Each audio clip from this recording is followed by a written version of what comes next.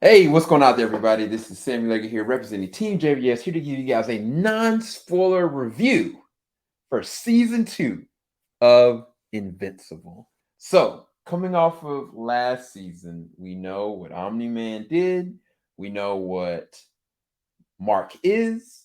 Mark literally almost got beaten to death by his own father, and his father called his mother a pet. Easily one of the best superhero season ones that I've seen. And I'm going to tell you this, after watching episode 1 of season 2, they do not let up on the gas. Off rip, the first 10 minutes of this is going to throw you off. Oh my gosh, it is so freaking dope. I am in love with what they're doing with this series. Like, it is so good. I last season when I watched it, I was like, man, they're gonna mess around and make me end up buying like the comics.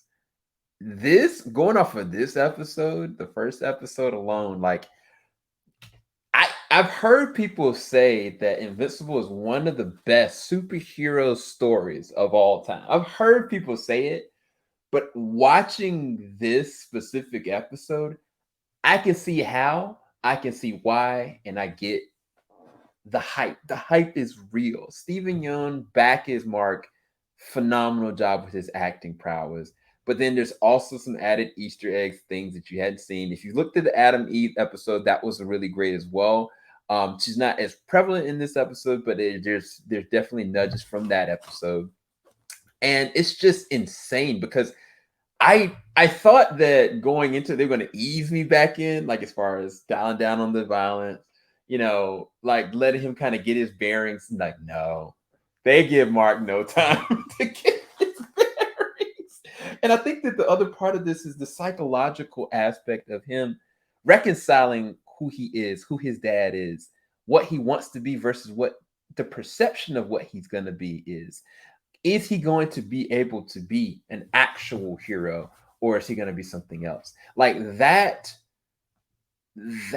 process is so fascinating. Also, another added character to this is Sterling K. Brown. He plays a certain character in this. I'm not going to spoil it, but his backstory, his character is so fascinating. How they handle this interesting balance of tragedy, action, and yet dread and darkness is so interesting to me, because the thing is, like,